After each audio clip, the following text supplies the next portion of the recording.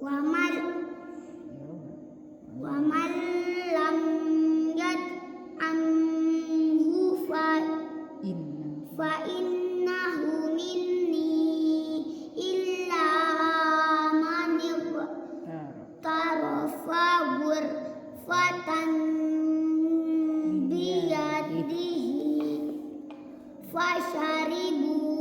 منه إلا قليلا منهم فلم